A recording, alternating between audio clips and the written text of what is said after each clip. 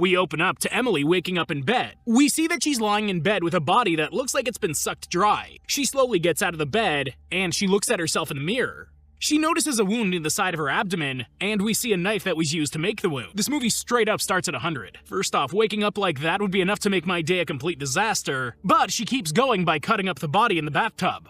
According to the narrator, this is just a means for survival, and she takes the body parts out to a field to burn. After burning them, she throws the remains into a wheelbarrow and dumps the parts into a secret compartment in a nearby barn. Afterwards, Emily heads to a diner where she orders breakfast and seems to be practicing her new identity. After practicing, she heads back home and inspects every bit of the house.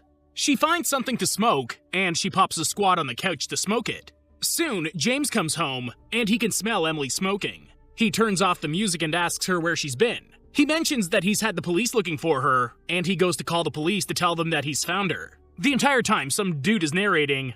He's talking us through everything as though he's a shapeshifter that's been doing this for years. Emily tries to calm James down, but he points out that she's been gone for 3 days. She tries to warn him to stop, but when he doesn't listen to her, she stabs him with a wine corkscrew. And that's another body wrapped in black trash bags and another bloodstain to clean up. She's just about had it with this process. What about when the police show up looking for another missing person? Emily goes on her routine of brushing her teeth, and she notices her skin starting to rot. The narrator tells us that one body used to last for years, but now she only gets about 6 hours. Soon a knock comes from the door, and it turns out to be Detective Ransone. Ransone is there to check in on James, and Emily invites him in. Ransone wastes no time, and he asks Emily where she was all that time she's been missing. Emily grabs onto his hand, and something seems to take over Ransone. The after effect of the body actually looks realistic and disturbing. Now Emily has become Ransone. Ransone goes over his new identity, and he checks his gun for ammo. Afterwards, Ransone heads downstairs to pack some essentials for getting rid of the old Ransone's body. I feel like he loses a lot of time that he has in his new body by covering up the evidence of the previous body. That's precious time. Well, this time he just sets the house on fire and he just books it out of there. Efficient, and he's a detective, so who are they going to call to the case? Probably himself. That night, the station tries to contact Ransone, but he shuts off the radio. Ransone explains that antibiotics make the body last longer, but making the body rot helps him change bodies faster. Ransone finds a druggie that he knows on the street, and he searches him for coke. After seizing it for himself, he finds a quiet part of town and snorts a few lines before heading into the tavern. As Ransone looks around the bar, he spots Julia, and he heads next to her to order her a drink. After working his magic on her, she starts to loosen up, and he tries to get on her good side. The narrator claims that she's the only one that matters, and his mind always goes back to her. Is this a love story? I thought this was a thriller or horror movie. Why do these movies false advertise like that? Well, hopefully it's actually a good love story. After a little more talking, the two of them get really up close and personal outside until Ransone starts to feel his body failing him. He tells Julia to run, and after she's left, he hobbles the other way. It turns out that the injury from his Emily body actually followed him over to Ransone. That's not supposed to happen. Ransone can hear people nearby, and he uses his badge to essentially carjack a man. The man tries to convince Ransone to let him go, but Ransone explains that he has to do this or he'll die. So the man is gonna have to die for him. There's a struggle, but you can probably guess how this ends. Ransone is now Sam, and he's trying to get rid of the previous body. He messes up this time though. He gets a call from Sam's wife, and he dips. Sam heads home and he finds Rachel waiting for him on the couch. After seeing him, she storms off to the bedroom where Sam slowly follows. Once in the bedroom, Sam puts his wedding ring back on before heading into bed, and he quietly turns off the light. When morning comes, Sam's daughter tries to wake him up, but he curses at her to get her out. When he comes out to the dining room, his old wound starts acting up, and he heads to the office. Of course, he's a dentist. This is a huge fear of mine, not shapeshifters, dentists. Luckily for this random kid, the shapeshifter still keeps all of the victim's memories, so technically, he has been to dental school. When Sam goes to a diner for lunch, he spots Julia, and he hurries into a taxi. He tries to get the taxi driver to follow Julia home, but she thinks that's super suspicious and refuses to go anywhere with him. Defeated, Sam heads to the movie theater. This body's lasting forward. He's gonna hit 24 hours pretty soon. That night at dinner, Sam starts to lose it, and he heads right back to the bar. According to the narrator, he only has one tangible thing from his real family, a little marble that he carries with him. Soon, Julia joins him at the bar, and she tells him her story. She tells him that he should appreciate his family, and she wishes that she could have had more time with her husband and child. It turns out that her son died a few years ago prior at 3 years old, and she tells him that her husband Richard vanished one night. After hearing how Julia feels about everything, he offers to buy her a drink, and he tells her that he's afraid. When she asks if he considers himself a good person, he answers it with another question. Does it even matter? Wow, this movie's throwing us into Philosophy 101. I was not expecting to contemplate the existence of good versus evil payouts. Well, Julia throws another conundrum at him. She thinks that the only thing that matters is just not being the bad thing. After some time, Sam decides that it's time to go, and he heads to an inn to snort some coke. He ends up passing out, but when he comes to, the rod has started to grow even faster. He decides to call his assistant Rachel, and he tells her that he needs a friend. He hesitates for a moment after hearing that she has a boyfriend, but he gives her the address anyways. After some time, Rachel shows up, and she tells him that she's not really comfortable with this. She was right in telling him about how she felt before going in the room, but when she noticed that the room was super dark, she should have just turned right around. Now she's lying on the bed sucked dry. Poor Rachel. I actually kinda liked her. By morning, Rachel has disposed of the body, but the neighbor Colleen shows up at the barn, thinking that she's Frank. When Rachel tries to leave, Colleen spots her, and Rachel heads straight for the office to get some antibiotics.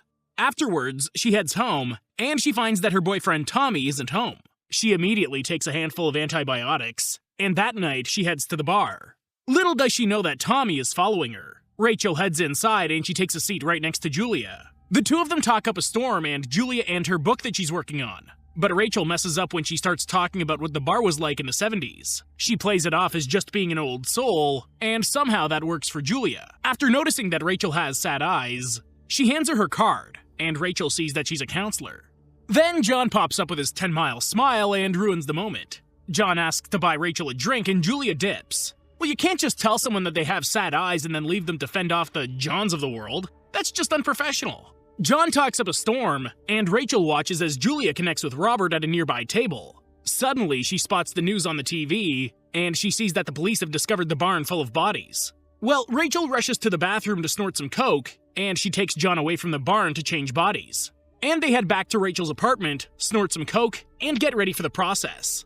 Rachel actually tries to slow things down, but John starts to force himself on her. In a fit of rage, Rachel tosses him off of her and runs to the kitchen to get a knife. A struggle ensues and Rachel ends up winning.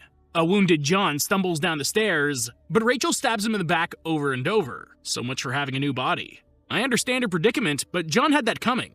Call in Tommy. Rachel heads back upstairs to change her outfit and pack, and she can hear one of her downstairs neighbors telling others to call the police. Just as Rachel gets downstairs, the police arrive and she makes her way around the building. When she starts running, the police go to follow her, but she ends up hiding in an open garage. She grabs a nearby blanket and decides to crash there for the night. In the morning, she notices that the rod is starting to take hold. And here comes Tommy, yet another person that Rachel decides isn't the best idea to take the form of. How did his stalker butt end up finding her in that random garage, though? She gives Tommy the slip, and she starts to have the pain in her abdomen again. After seemingly coming to terms with the fact that she's running out of time, she decides to go tell Julia the truth about what she is. When she arrives at Julia's office, she sees Julia leaving with Robert, and it's clear that they're romantically involved. A selfish mind would just say tell Julia the truth anyways. Rachel's ridiculously selfish mind says to take Robert's body. Now that's messed up. To take the form of Julia's new boyfriend just to tell her that she's the old husband that's dying? Julia just ends up with no one in the end.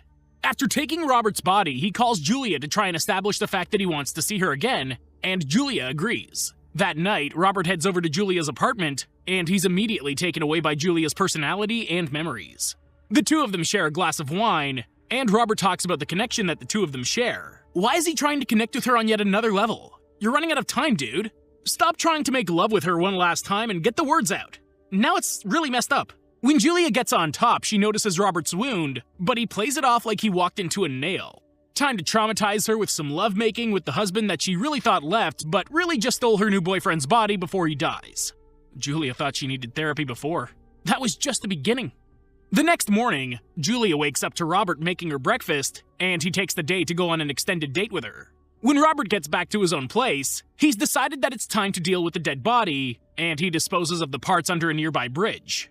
Somehow Robert's taken enough antibiotics to last a few days at least. The science of a dying shapeshifter isn't sound, but this can't end well. One day, Robert finds Julia watching a news report on the barn full of dead bodies, and he tries to pull her back to the present. He promises that nothing bad will happen to her, but she doesn't seem so sure. One night, the two of them are getting ready for a date, but Robert starts to notice the rot coming over him. He starts vomiting blood in the toilet, but when he comes out, he gets a little jumpy about Julia touching him. Imagine if he accidentally stole her body at this point. Now he deems it the proper time to tell her the truth. I feel like we're well past that. Robert tells Julia a story about how he killed his mother at the age of 12, and it was then that he realized what he was. The more of his backstory that he explains to her, the more confused and worried she becomes. When he gets to the part of the story where he talks about how he changes into people, Julia really doesn't know how to cope with this information.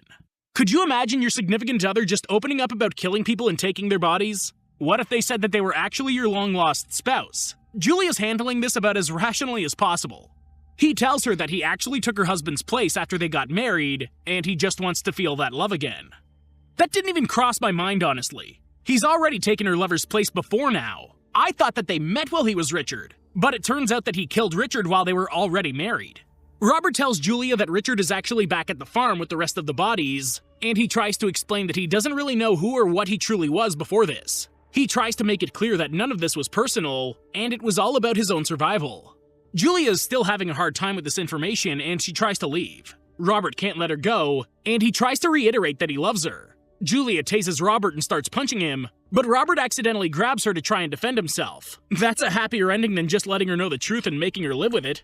Julia apologizes to the dried-up original, and she heads to the bar for one last drink. She thanks the bartender for serving her over the many years that she's come in there, and she downs her drink. Julia takes a look in the mirror, and she admits that she's the only one that can stop this. She heads home, lies down, and lets the rot take over. Her body convulses as the metamorphosis takes over, and in the morning, a giant womb pulsates on the bed. A hand pokes out, and the real man pops out. His name is Drew, and he makes his way through the city as a normal man of his proper age. Drew takes Julia's laptop to the park, and he looks to the sky as he comes up with the ending to his own story. Then the credits roll. Okay, that was actually pretty good. Yes, it was a love story in the end, but it was tastefully done. Twists and turns throughout kept you going, but it was the ending that really sold it. Give it a shot. Thank you for watching, and I hope you enjoyed the video. Don't forget to like and subscribe for more like this one. Comment what you think I should watch next, and I'll see you in the next video.